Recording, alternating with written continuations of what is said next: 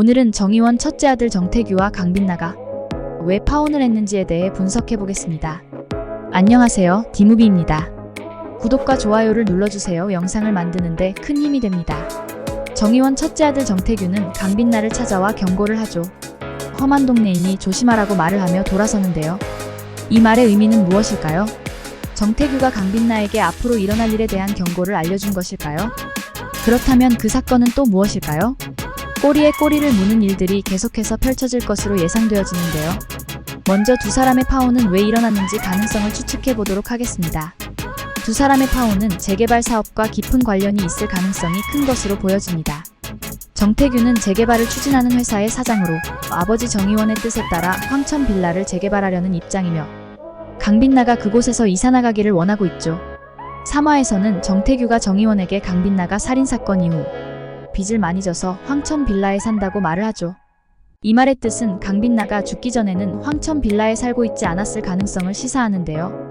그렇다는 것은 그녀가 부활하면서 알게 된 특정한 이유나 사명이 황천 빌라와 관련되었을 가능성이 있게 되는 것으로 보여집니다. 즉 부활한 강빛나가 황천 빌라에 머무르는 이유가 이 빌라에 숨겨진 비밀 혹은 정의원과 그의 범죄와 관련된 단서를 찾기 위함일 수 있는데요. 첫째 아들이 강빛나에게 험한 동네라고 경고한 점을 고려할 때 이는 단순한 재개발 문제가 아니라 더 큰 음모가 배후에 있을 수 있음을 암시한 것 같습니다. 정의원이 연쇄살인범 제2일 가능성이 높고 그가 황천 빌라와 관련된 일련의 사건들에 깊이 연관되어 있을 수 있습니다. 정의원의 첫째 아들은 강빛나가 이 상황에서 위험에 처할 수 있음을 알고 그녀에게 경고한 것으로 보여집니다. 하지만 첫째 아들 또한 아버지의 명령을 따르는 위치에 있기 때문에 그녀에게 더 이상 엮이고 싶지 않다는 뜻을 밝힌 것이죠.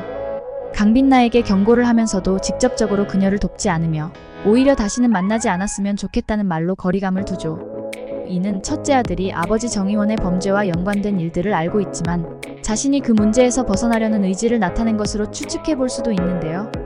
결국 그는 가족과 얽힌 문제에서 벗어나려고 하지만 오히려 강빛나를 더 큰 위험한 상황에 놓이게 할 것으로 예상됩니다. 정의원의 둘째 아들이 계속 의심스러운 행동을 하고 있다는 점도 주목해야 할 것 같은데요. 첫째 아들과는 달리 둘째 아들은 더 적극적으로 정의원의 음모에 가담했을 가능성이 있습니다. 첫째 아들이 강빛나와 거리두기를 원하는 반면 둘째 아들은 아버지의 계획을 더 충실히 따르며 사건에 깊이 개입하고 있을 수 있다고 예상되어지는데요. 7화 예고편에서 김소영 경감이 한다온에게 다온아 그놈이 돌아왔어 라고 말을 하는 장면이 나오는데요. 그 인물이 바로 정의원 둘째 아들로 추정이 되죠. 이 모든 요소를 종합하면 파혼의 이유는 단순히 재개발 사업 문제를 넘어 정의원의 범죄와 음모, 그리고 그 가족들 간의 복잡한 이해관계에서 비롯된 것으로 보여집니다. 강빛나는 그들의 계획에 방해가 되는 인물로서 이 갈등의 중심에 서게 되며 앞으로의 전개에서 그녀가 어떤 선택을 하는지에 따라 상황이 크게 달라질 것으로 예상되어집니다. 마지막 장면에서 싱글맘 유정임이 정의원 둘째 아들로 추정되는 인물에게 습격을 당하며 다음 회차를 예고했죠. 오미자 할머니의 예언대로 유정임이 아들과 떨어지자 바로 사고가 일어나는데요.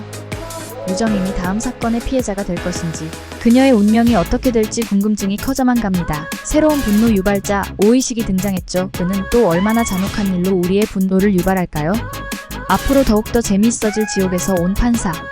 7화 예고편에서는 앞으로의 전개될 사건들의 복선들이 나와 점점 흥미진진한 이야기들이 펼쳐질 것으로 보여집니다. 지옥에서 온 판사 리뷰는 디무비와 함께 하시기 바랍니다. 감사합니다.